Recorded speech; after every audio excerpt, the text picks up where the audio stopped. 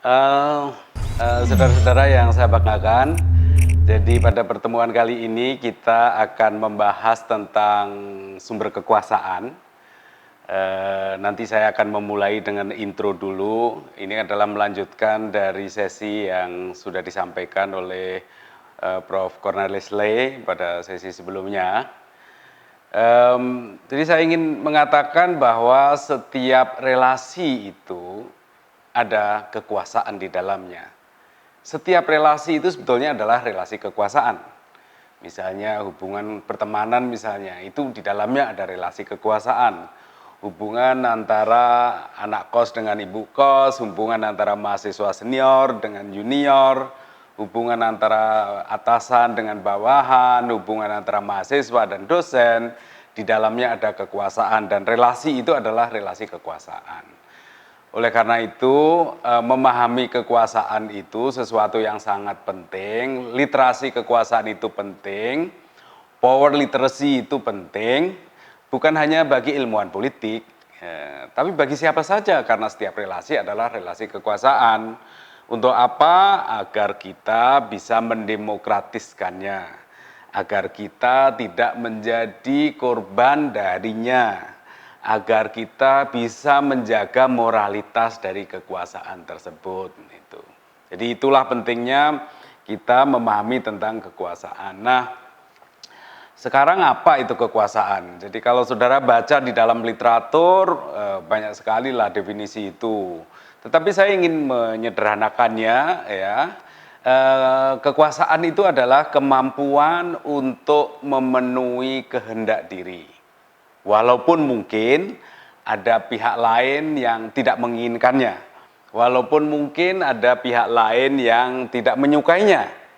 Jadi walaupun ada yang menolak pun, seseorang, sebuah institusi mampu untuk memenuhi kehendak diri. Nah, kemampuan untuk memenuhi kehendak diri itulah yang disebut dengan kekuasaan. Nah, untuk memenuhi kehendak diri itu tentu butuh instrumen. Jadi kemampuan untuk memenuhi kehendak diri butuh instrumen kekuasaan.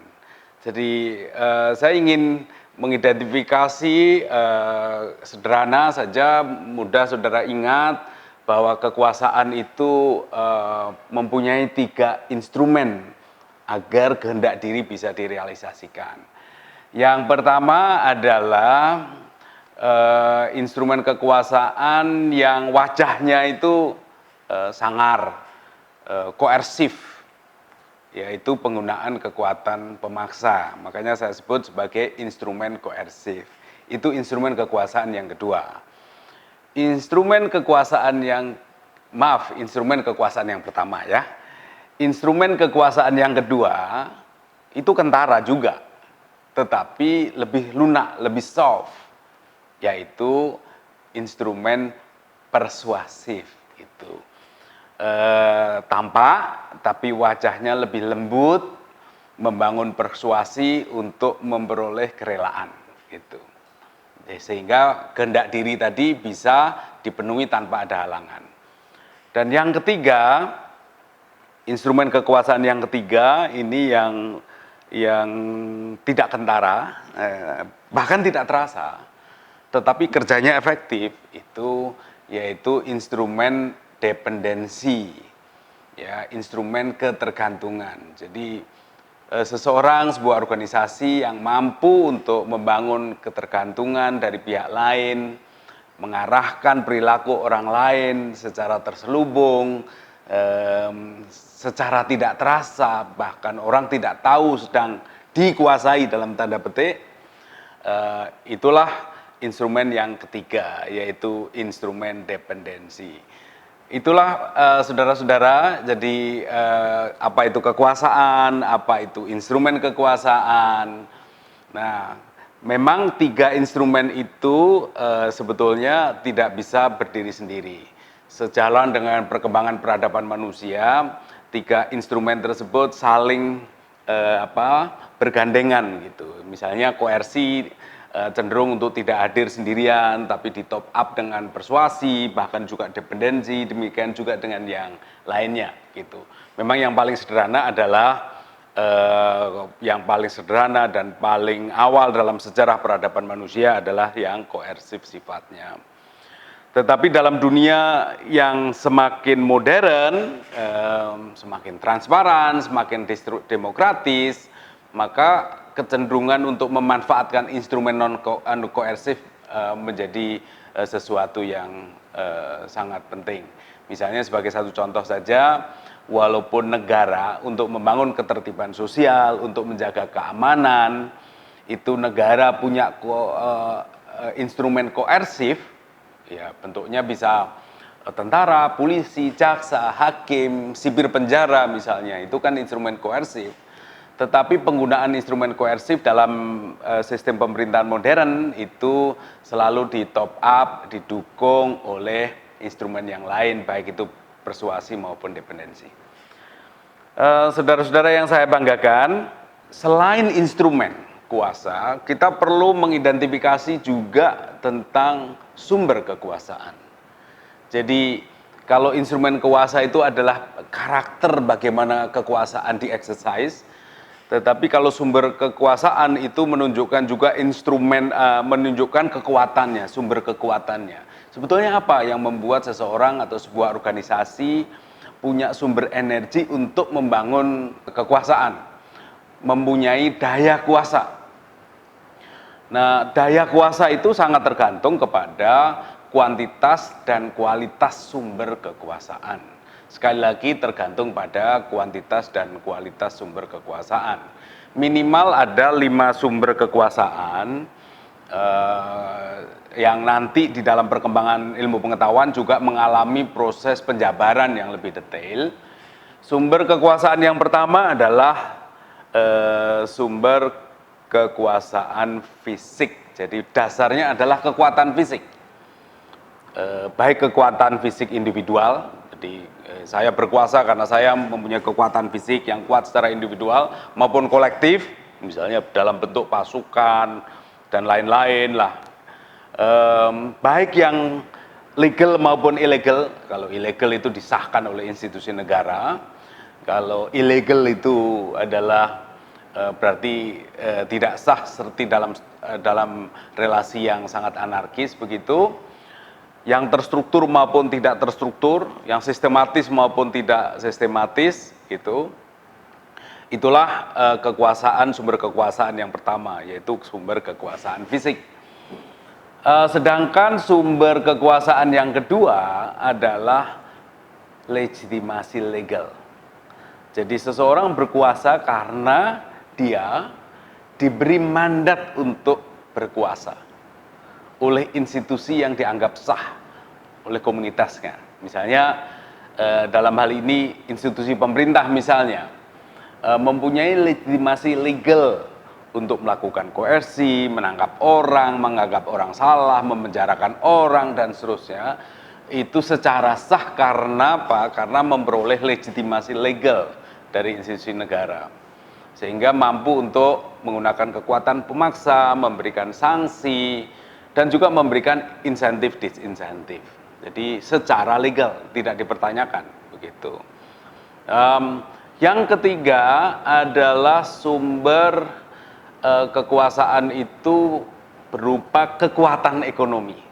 Ini dari dulu ya, faktor produksi merupakan sumber kekuasaan utama dalam sejarah peradaban manusia. Apalagi sekarang ini bisa berupa barang, bisa berupa uang, berupa aset gitu. Bisa berupa nilai-nilai ekonomi yang dibutuhkan oleh pihak lain, misalnya peluang pekerjaan, gaji yang tinggi dan lain-lain itu ya. Insentif ekonomi yang tinggi sehingga seorang yang mampu untuk memberikan insentif yang baik, gaji yang baik, peluang kerja, barang dan lain-lain. Nah, itu mempunyai kekuatan ekonomi. Yang keempat, ini penting juga, yaitu sumber kekuasaan itu adalah legitimasi sosial. Legitimasi sosial itu dianggap benar, ya. Pembenarnya bukan regulasi, tapi pembenarnya adalah nilai-nilai sosial, norma-norma sosial, misalnya agama. Agama, seseorang yang dianggap sebagai pemimpin agama, misalnya berhak untuk mengatakan salah atau benar dan dipercaya oleh masyarakat, itu diikuti oleh umatnya, dan itu merupakan legitimasi sosial yang sangat kuat, menjadi sumber kekuasaan karena bisa mendorong orang untuk melakukan atau tidak melakukan sesuatu yang kemudian ditaati oleh para pengikutnya. Demikian juga dengan legitimasi sosial yang lain, misalnya norma-norma adat, adat istiadat, dan lain-lain sesuai dengan kondisi masyarakat setempat. Yang terakhir, yang ini dalam dunia yang super modern sekarang ini, mempunyai kekuatan yang sangat dahsyat dan menjadi penopang dari sumber kekuasaan yang lain, yaitu kekuatan iptek. Jadi kekuatan iptek merupakan sebuah sumber kekuasaan baru yang sangat besar, ya, karena dengan iptek seseorang, sebuah lembaga, sebuah organisasi, sebuah negara mampu untuk mewujudkan keinginannya, dan kekuasaan iptek itu bisa menopang kekuasaan yang lain. Kekuasaan iptek bisa menopang kekuasaan, sumber kekuasaan ekonomi, kekuasaan iptek bisa mendukung untuk legitimasi sosial, bahkan kekuasaan iptek juga bisa mempermudah penggunaan koersi, begitu. Jadi ini dalam dunia hipermodern, kekuatan iptek ini mempunyai peran yang sangat penting. Nah, 5 sumber kekuasaan yang barusan saya sampaikan tersebut menopang 3 instrumen kekuasaan yang sudah saya sampaikan sebelumnya, yaitu 3 instrumen kekuasaan itu berupa koersi, persuasi, dan dependensi, dan kemudian sumber kekuasaan ada 5 tadi, yang itu akan menopang instrumen kekuasaan. Nah, kalau saya coba sederhanakan, ya, itu bisa muncul di dalam diagram, ya, diagram sederhana. Jadi di atas itu adalah kemampuan, kapasitas untuk mewujudkan kehendak diri.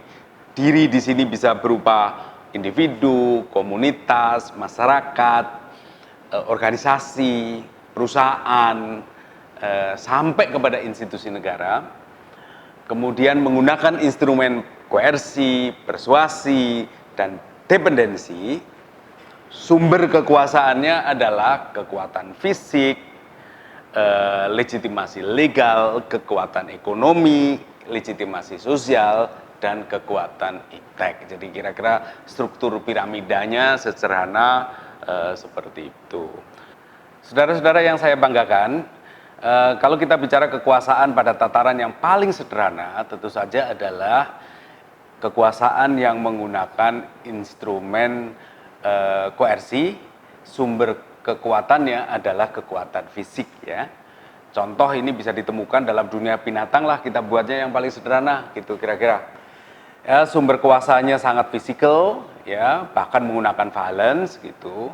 Pemimpin dari kelompok binatang tersebut punya keunggulan fisik tertentu, misalnya badannya besar, kuat gitu ya, dengan gesture yang menakutkan, dengan raungan yang menggetarkan, selalu menang dalam pertarungan. Nah, dialah yang paling berkuasa. Dialah yang menentukan kehendak dari komunitasnya, dia bisa mengeksersis agar kehendaknya menjadi kenyataan. Jadi dengan kekuatan yang sangat fisik. Tentu saja dalam peradaban manusia jauh lebih kompleks dari itu. Tidak cukup hanya kekuatan fisik saja gitu. Dan manusia selalu dalam sejarah awalnya, bahkan ketika relasi sosial sangat anarkis sekalipun, belum ada pemerintahan sekalipun, itu telah ada kombinasi antara penggunaan kekuatan fisik dengan yang lain. Misalnya dikaitkan dengan kaitkan dengan ilham lah, dengan wahyu lah, dengan memegang, memperoleh senjata tertentu, simbol tertentu, dan lain-lain, atau punya karakter tertentu, warisan keturunan dari seseorang yang sebelumnya telah berkuasa. Jadi kombinasi antara fisik dengan non fisik sebetulnya itu sudah ditemukan sejak peradaban manusia zaman purba sekalipun gitu. Nah, tentu saja sekarang dalam kehidupan yang semakin modern, ilmu pengetahuan dan teknologi mempunyai peran yang sangat penting, ya, karena iptek bisa menopang sumber kekuasaan yang lain, bisa menopang legitimasi sosial, bisa membantu bagaimana koersi bisa mudah dilakukan, bisa memperkuat kekuatan ekonomi dan lain-lain, ya, sehingga iptek menjadi penentu di dunia yang semakin modern ini. Jadi legalitas formal pun akan semakin kuat kalau ditopang dengan teknologi. Legitimasi sosial semakin kuat kalau ditopang dengan ilmu pengetahuan dan teknologi. Sekali lagi koersi pun menjadi lebih kuat ketika ditopang dengan ilmu pengetahuan dan teknologi, ya. Sebagai contoh, bagaimana iptek misalnya mendukung kekuatan negara untuk menegakkan kedisiplinan masyarakat, kekuatan negara untuk menjaga keamanan, kekuatan negara untuk misalnya mengejar seseorang, ya, kekuatan negara untuk mengontrol perilaku masyarakat misalnya, ya, sebagai satu contoh saja. Itu akan lebih mudah kalau ditopang dengan teknologi. Saya contohkan misalnya yang belakangan sangat terkenal, misalnya Skynet, ya. Ini sebuah teknologi yang diterapkan oleh sebuah negara yang mempermudah bagi aparat penegak hukum untuk mengidentifikasi orang yang dicari, mengejarnya dalam waktu yang sangat singkat dengan menggunakan teknologi. Misalnya, Skynet itu bentuknya adalah pertama CCTV. CCTV dipasang di seluruh pelosok negeri, di mana-mana, di jalan-jalan, di sudut, di mal, di tempat umum, dan seterusnya. Ada 2,5 juta CCTV yang dipasang misalnya, yang mempunyai kemampuan artificial intelligence, big data analytic, bisa melakukan pengenalan wajah, face recognition, bahkan bisa melakukan pengenalan ciri fisik yang lain, misalnya tinggi badan, ukuran badan, gender, laki-laki atau perempuan, ras, ya, dari ras mana ini, apakah Afrikan atau European atau Asia, dia bisa mengidentifikasi CCTV tersebut. Jadi dengan penggunaan teknologi ini, misalnya petugas kepolisian bisa mencari seseorang tanpa harus mengerahkan pasukan, tetapi pasukannya berupa CCTV yang dipasang di mana-mana.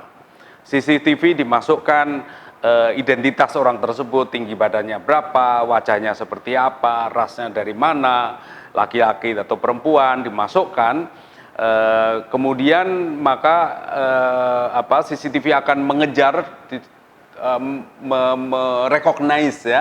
merecognize identitas fisik tersebut, dan ketika match dia akan lock, ya, dan oh ini orang yang dicari. Maka di sentral kepolisian akan teridentifikasi orang ini posisinya di mana dan seterusnya, menghubungi dengan aparat kepolisian setempat dan kemudian bisa dilakukan penangkapan terhadap the wanted tersebut. Jadi sudah diuji, seorang wartawan yang menguji tentang efektivitas alat ini, CCTV yang dikonek dengan AI, big data analitik, ya, bisa menangkap seseorang dalam hutan belantara metropolitan yang sangat padat hanya dalam waktu 7 menit. Nah, ini contoh saja betapa penggunaan teknologi menjadi penentu, ya, belakangan ini, termasuk ketika digunakan oleh institusi negara sekalipun. Sumber kuasa iptek ini semakin penting perannya, menopang sumber kekuasaan yang lain dan juga menopang misalnya kekuatan ekonomi. Juga ketika di-exercise untuk membangun instrumen dependensi. Jadi kemampuan tersebut bisa dikembangkan oleh siapapun juga, bukan hanya oleh institusi negara, bukan hanya oleh sebuah perusahaan besar, tetapi oleh saudara-saudara para mahasiswa pun punya kesempatan sebetulnya untuk meng-create inovasi, meng-create ilmu pengetahuan dan teknologi yang kemudian bisa memecahkan permasalahan sosial, tapi sekaligus juga menjadi sumber kekuasaan gitu. Itulah yang bisa nanti kita contohkan beberapa hal.